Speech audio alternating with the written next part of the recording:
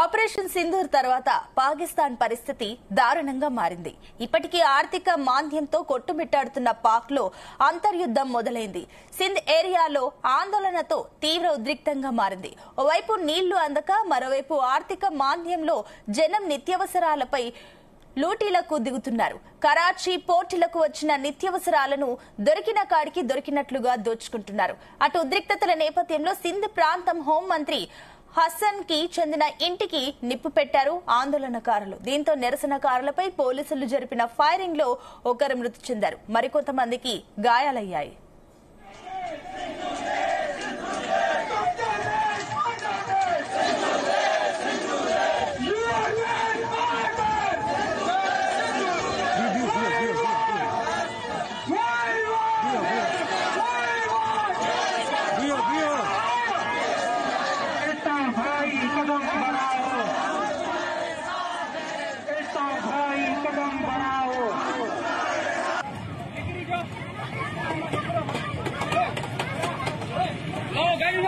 Right, ఇదే అంశానికి సంబంధించి మరిన్ని డీటెయిల్స్ మా చీఫ్ న్యూస్ కోఆర్డినేటర్ రాధాకృష్ణ అందిస్తారు. రాధాకృష్ణ, అటు ఆపరేషన్ సింధూర్ తర్వాత పాకిస్తాన్ పరిస్థితి మరీ దారుణంగా అయిపోతున్నట్లు తెలుస్తుంది. మరోపక్క అటు సింధ్ లో కూడా అంతర్యుద్ధం స్టార్ట్ అయిందా ఏంటి? Good morning Sunitha. ప్రస్తుతం పాకిస్తాన్ పరిస్థితి రోజు రోజుకు దిగజారుతుందని చెప్పవచ్చు. ఎప్పుడైతే భారత్ తో పెట్టుకుందో పహల్గాం దాడి ఘటన తర్వాత పాకిస్తాన్ పరిస్థితి ఆ దేశంలో అంతర్గతంగా రోజు రోజు పరిస్థితులు క్షీణిస్తున్నాయని చెప్పవచ్చు. ఒక రకంగా దుర్భిక్ష పరిస్థితులు, కరువు కాటకాలు నెలకొన్నాయి. ఎప్పుడైతే భారత్ సింధు జలాలను నిలిపివేసిందో, సింధు జలాల విషయంలో ఆంక్షలు విధించిందో, అప్పటి నుంచి కూడా రోజు రోజుకు పాకిస్తాన్ కి సంబంధించి కరువు పరిస్థితులు ఏర్పడుతున్నాయి, చాలా దుర్భిక్ష పరిస్థితులు ఏర్పడుతున్నాయి. దీంతో పాటుగా అక్కడ అంతర్గతంగా పెద్ద ఎత్తున సంక్షోభం వస్తా ఉంది. ఇప్పటికే ఒకవైపు రాజకీయ సంక్షోభము, ఆర్థిక సంక్షోభము, ఇప్పుడు మరొకసారి యొక్క కరువు అంతర్గతంగా ఉన్నటువంటి ఏదైతే బలూచిస్తాన్ ఇప్పటికీ స్వతంత్ర దేశంగా ఏర్పాటు చేసుకుంటా అని చెప్పి ప్రకటించుకుంది. అది అఫీషియల్ గానే మేము బలూచిస్తాన్ ప్రత్యేక దేశం అని చెప్పేసి కూడా వాళ్ళ పనిలో వాళ్ళు ఉన్నారు. సో ఇప్పుడు అదే రకంగా పోవాలి, మరొక మొత్తంగా అంతర్యుద్ధం అని చెప్పొచ్చు, లేకుంటే మరొక ప్రాంతం కూడా తమ స్వతంత్ర దేశం గుర్తించాలని చెప్పేసి పోరాటం చేస్తుంది, ఆందోళన చేస్తుందని చెప్పవచ్చు. ముఖ్యంగా ఇటీవల కాలంలో సింధు జలాలకు సంబంధించిన విషయంలో చాలా తీవ్ర సంక్షోభం వస్తుంది. ఎందుకంటే సింధు జలాలకు సంబంధించి పంజాబ్ ప్రావిన్స్ లో ఇప్పటికే పూర్తి స్థాయిలో సింధు జలాల నుంచి ఆ నీళ్లు భారత్ నుంచి సింధు జలాలు నిలిచిపోవడంతో చాలా తీవ్ర పరిస్థితులు ఇక్కట్లో ఏర్పడ్డాయి. దీంతో సింధు జలాలకు సంబంధించి పంజాబ్ నుంచి నెక్స్ట్ కరాచీకి వెళ్ళాలి. సో స్టెప్ సింధు జలాలు వెళ్తా ఉంటాయి. సో ఇప్పుడు ప్రస్తుతానికి మాత్రం పంజాబ్ కి సంబంధించినటువంటి పంజాబ్ ప్రావిన్స్ మాత్రమే సింధు జలాలను వినియోగించుకుంటుంది. అక్కడ నుంచి దిగువకు కరాచీకి నీళ్లు వెళ్లడం లేదు. దీంతో కరాచీలో పూర్తి స్థాయిలో నీళ్లు లేక తాగడానికి కావచ్చు, మిగతా రెగ్యులర్ వాడుకోవడానికి, రోజువారీ వినియోగించుకోవడానికి నీళ్లు లేని పరిస్థితి. దీంతో అక్కడ కరాచీలో పెద్ద ఎత్తున ఆందోళన చేస్తా ఉన్నారు. సో దీనికి తోడు అక్కడ ఉన్నటువంటి అంతర్గతంగా ఉన్నటువంటి ద్రవ్యోల్బణం పెరగడంతో, ఆర్థిక సంక్షోభ ద్రవ్యోల్బణంతో కరువు పరిస్థితులు, మరోవైపు ఈ యొక్క నిత్యావసర ధరలు ఆకాశం నంచుతున్నాయి. సో ఏది కొనలేని పరిస్థితి. సో దీంతో మొత్తంగా కూడా కరాచీలో ఒక రకమైనటువంటి లూటీ పరిస్థితి, దోపిడీ రాజ్యం నడుస్తుందని చెప్పవచ్చు.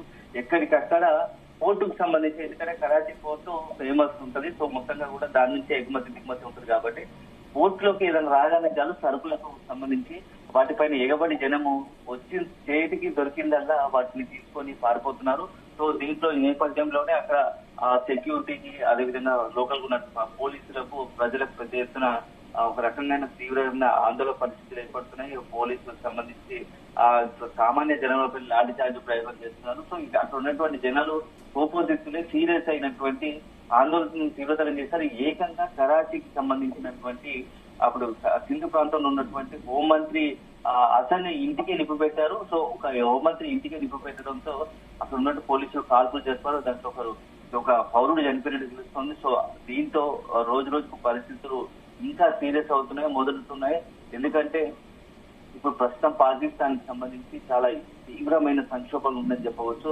భారత్ నుంచి ఇప్పటికీ సీరియస్ అయిన ఆంక్షల సడలింపు లేదు, ఆంక్షలు కొనసాగుతూ ఉన్నాయి. సో సింధు జలాలు అయితే ఇప్పట్లో వదిలే పరిస్థితి లేదు. దానికి తోడు భారత్ కూడా భవిష్యత్తులో కూడా ఈ సింధు జలాల్లో పాకిస్తాన్ చెందకుండా, పాకిస్తాన్ వెళ్లకుండా ఉండాలంటే కాశ్మీర్ సంబంధించి, అదేవిధంగా అక్కడ ఉన్నటువంటి ఆ సింధు జలాలకు సంబంధించి మొత్తం పూర్తి స్థాయిలోనే మనమే వాడుకునే, అంటే భారతే వాడుకుంటే బాగుంటుంది.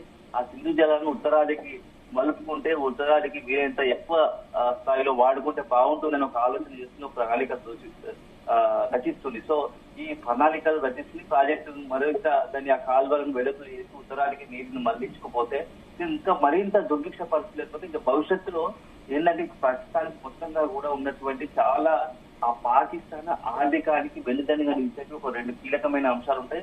ఒకటేమో బెలూచిస్తాన్ సంబంధించినట్టు బెలూచిస్తాన్ ఏంటంటే సహజ వాయువులకు సంబంధించి అదంటే సహజ వనరులు ఉంటాయి, గ్యాస్ లాంటివి, ఇంధనానికి మొత్తంగా ఇంధనానికి సంబంధించి ఖనిజ నిక్షేపాలు. సో మరోవైపు గద్వార్ ఓడరే ఉంటుంది. సో అది మొత్తంలో వరల్డ్ లోనే అరేబియా సీ పోర్ట్ సంబంధించి అత్యంత పెద్దది.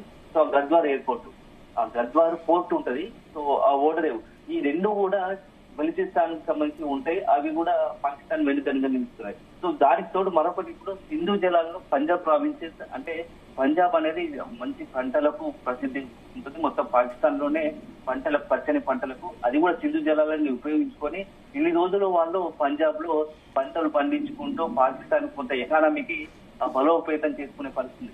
సో ఇప్పుడు పాకిస్తాన్ కు రెండు పెద్ద దెబ్బ తగలబోతున్నాయి. ఒకటి బలూచిస్తాన్, అదే విధంగా ఇప్పుడు సింధు జలాల రూపంలో ఈ రెండు దెబ్బలకు పాకిస్తాన్ భవిష్యత్తు మున్ముందు మాత్రం చాలా దుర్భిక్షంగా ఉంటుంది అని ఆ విశ్లేషకులు అంచనా వేస్తున్నారు. సో వీటన్నిటి కారణం భారత్ తో పెట్టుకోవడం. సో ఇవి రెండు ఒకవైపు ఉంటే మూడోది ఏంటంటే అంతర్గతంగా ఉన్న సంక్షోభం, ఆర్థిక సంక్షోభం, రాజకీయ సంక్షోభం. ఇప్పుడు ఉన్నటువంటి అక్కడ ఉన్నటువంటి ప్రజలు అంతర్గతంగానే ఆందోళన చెందడం, ప్రజలు కూడా తీవ్ర ఆందోళన నిరసన వ్యక్తం చేస్తున్నారు. అక్కడ ఉన్నటువంటి లూటీ చేయడము, అవసరమైన హోంమంత్రి ఇప్పుడు ఇంటికి నిప్పు పెట్టే ప్రయత్నం, నిప్పు పెట్టడం, ఇలాంటివి మునుముందు ఇంకా చాలా చూడాల్సి వస్తుంది. సో మొత్తంగా ఇవి ఎన్నిటికి తోడు సింధు ప్రాంతం కూడా మనం ప్రత్యేక దేశంగా చేయండి, ఆ సింధు జలాలను వినియోగించుకునేది మేమే, మాకు సంబంధించి మేమే సింధు జలాలను వాడుకొని మేము భద్రత దేశంగా ఉంటాము.